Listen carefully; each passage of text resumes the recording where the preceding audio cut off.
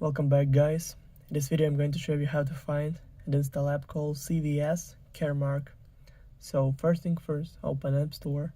Just click on that blue icon right here on your home screen. Then make sure that you log in on your Apple ID account. Then click on the search button right here. And in the search bar, typing CVS Caremark and go search right here.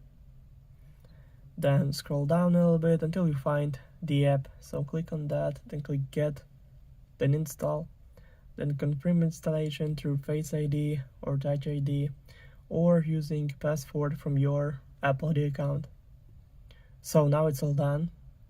The app is only 72.3 megabytes. Also, all links will be in the description of this video.